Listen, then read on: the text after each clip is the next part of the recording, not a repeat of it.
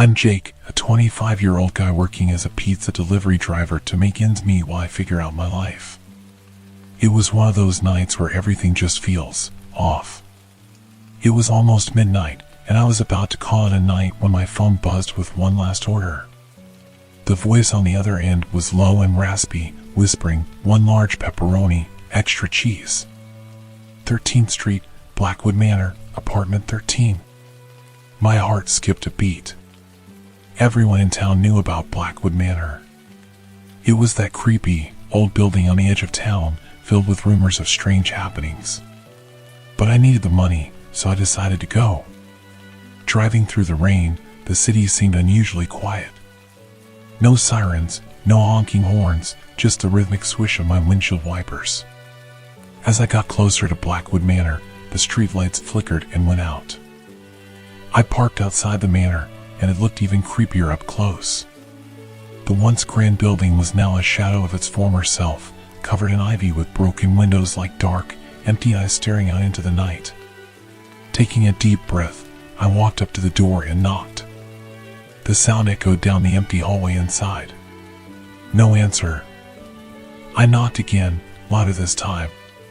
Still nothing. I was about to leave when the door creaked open by itself. The apartment was dimly lit, filled with old, mismatched furniture that looked like it belonged in a different era. A musty smell filled the air, like old books and decaying wood. In the corner, I saw a figure sitting in a rocking chair. "Hello?" I called out, my voice barely a whisper. The figure didn't move. I stepped closer. "I have a pizza delivery for you." As I approached, I saw her clearly. An old woman, her skin wrinkled like parchment, her hair white as snow. But her eyes, they were completely white, devoid of any life. She just stared straight ahead, not moving an inch. I placed the pizza on a nearby table and noticed it was covered in old photographs, all black and white, all of the same woman, taken in front of Blackwood Manor. One photo had 1947 written on the back. Panic surged through me. I turned to leave, but the old woman suddenly stood up and started walking towards me, her eyes still staring blankly. I stumbled backward, knocking over a lamp. The room seemed to close in on me. I could hear the old woman's raspy breaths getting closer. "Where's the door?"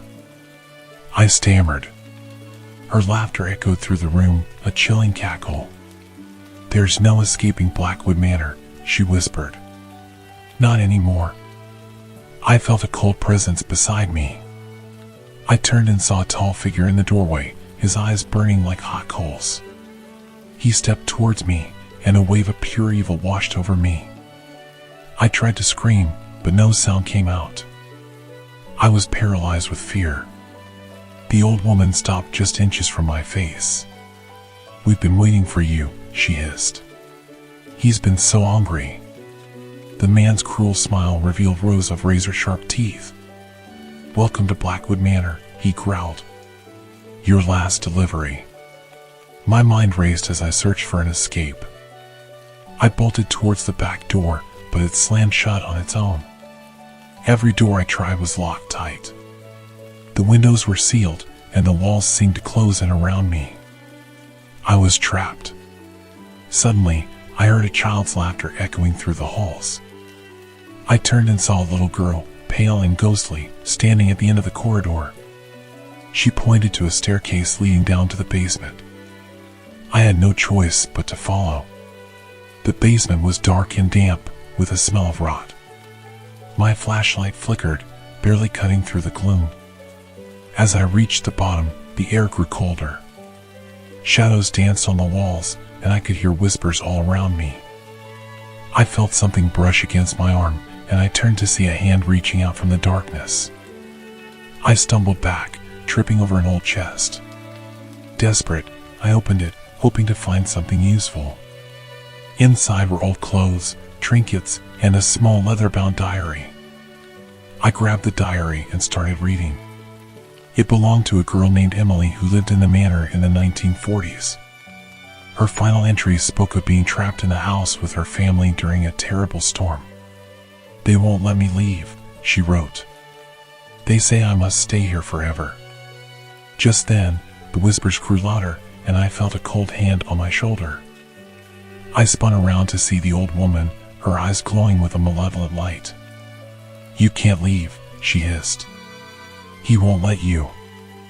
I turned and ran back up the stairs, the old woman's laughter echoing behind me. I reached the main floor and saw the front door slightly ajar.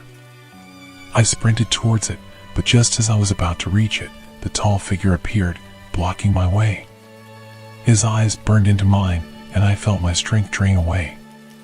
In a last desperate attempt, I remembered the diary. I held it up, shouting, "Emily, help me!" The figure recoiled, and the old woman screamed. The house shook, and the walls began to crack. I seized the moment and pushed past the figure, bursting through the front door into the pouring rain. I didn't stop running until I reached my car. I jumped in, started the engine, and sped away, not daring to look back. The next day, I quit my job and vowed never to return to that part of town. But sometimes, late at night, I still hear her laughter and see those burning eyes in my nightmares. So, next time you crave a late-night snack, think twice before you order. Some places hold secrets better left undisturbed. And make sure to subscribe to Tales of Terror, or maybe you will face the situation as I did. So do it now. Miss Tom, and I've had some strange nights while delivering pizza, but nothing comes close to what happened one foggy October night. I was working for a local pizza store, making deliveries around town. It was quiet, the kind of quiet that makes you feel uneasy. The fog was so thick, I could barely see the end of my driveway. I had one last package to deliver, and I was eager to finish and head home. The address was out in the sticks, an old farmhouse at the edge of town called Dunn Manor. The GPS led me down a narrow, winding road flanked by tall trees that seemed to close in on me as I drove. The visibility got worse the further I went, and soon, I found myself staring at a rusty iron gate. A weathered sign hung from it, barely legible through the creeping ivy, Dunn Manor. After wrestling with the gate, I drove up the gravel driveway towards the house. It was an imposing structure, standing 3 stories high with peeling paint and dark windows. There was no sign of life, no lights, no movement, just an eerie silence that made the hairs on the back of my neck stand up. I parked my van, grabbed the package, and approached the front door. It was an old wooden door with a brass knocker shaped like a lion's head. As I lifted the knocker, I couldn't shake the feeling that I was being watched. I knocked 3 times and waited, listening to the echo fade into the house's depths. No one answered. Just as I was about to leave the package on the doorstep, the door creaked open. A frail, elderly woman stood there, her eyes wide and her hands trembling. She looked like she'd stepped out of another century, dressed in a faded Victorian gown. She smiled, though there was something off about it, like it didn't quite reach her eyes. "Good evening," I said, trying to mask my unease. "I have a package for a Mr. Dunn." Her eyes flickered with something I couldn't place, fear, perhaps. She took the package from my hands with a nod. "Thank you," she whispered, "you're just in time." Before I could ask what she meant, she turned and disappeared into the darkness of the house, leaving the door ajar. I stood there for a moment, debating whether to leave or ensure the package had been properly delivered. Curiosity got the better of me, and I stepped inside. The air was cold and musty, filled with the scent of decay. The only light came from a single flickering candle on a small table in the foyer. As my eyes adjusted, I noticed portraits lining the walls, all depicting stern-looking men and women, presumably the Dunn family. But what caught my attention was a painting of a young girl whose eyes seemed to follow me wherever I moved. "Hello? Ma'am, is everything all right?" I called out, but there was no answer, only the oppressive silence. Feeling a chill creep down my spine, I decided to leave. But as I turned towards the door, it slammed shut with a force that rattled the entire house. I rushed to it, pulling with all my strength, but it wouldn't budge. Panic set in, and I began to shout for help, banging on the door with my fists. That's when I heard it, a soft whisper, barely audible but clear enough to send shivers through my body. It was the voice of a child, calling my name. "Tommy," it whispered. I froze, my heart pounding in my chest. I hadn't used my real name on the delivery form. How did anyone here know it? The whisper grew louder, and I could make out the sound of footsteps, tiny, quick steps moving towards me from deeper within the house. I backed away from the door, my eyes darting around the dark room. The portraits seemed to glare at me now, their expressions twisted into sneers. The whispering continued, more insistent, echoing my name over and over. Desperate to escape, I spotted a hallway to my left and ran towards it, hoping to find another exit. The hallway was narrow, lined with more portraits and a series of closed doors. I tried each one, but they were all locked. The whispering followed me, growing louder with each step. At the end of the hallway, I found a staircase leading down into the basement. Against my better judgment, I descended, hoping there might be a way out through the cellar. The stairs creaked under my weight, and the air grew colder and damper as I went down. The basement was pitch dark, and I could barely see a few feet in front of me. I fumbled for my phone, using its flashlight to pierce the darkness. The beam of light revealed a cluttered room filled with old furniture, boxes, and cobwebs. In the center of the room was an old wooden chest.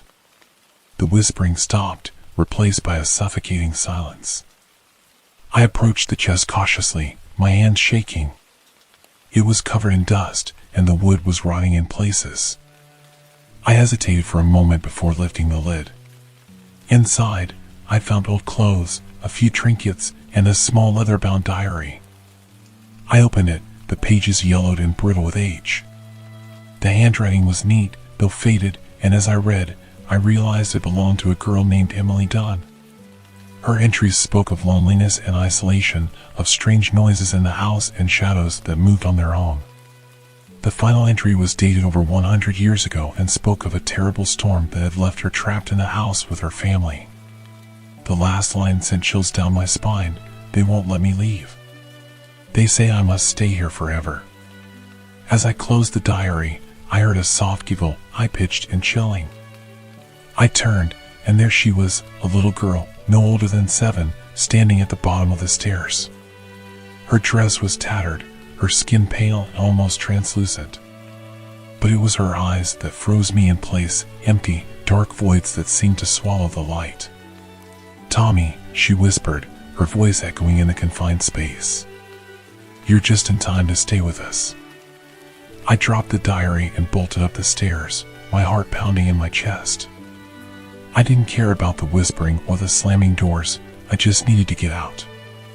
As I reached the front door, it swung open, and I stumbled outside, gasping for breath. I didn't stop running until I reached my van. I looked back just once and saw the old woman standing in the doorway, her eyes now dark and empty like the girl's. She gave me that same unsettling smile and whispered, "Thank you for the delivery, Tommy. Come back anytime." I jumped into my van, sped down the driveway, and never looked back. I quit the job the next day, and to this day, I avoid that part of town like the plague. Sometimes, though, I still hear that whisper in my dreams, calling my name, inviting me back to Dunn Manor.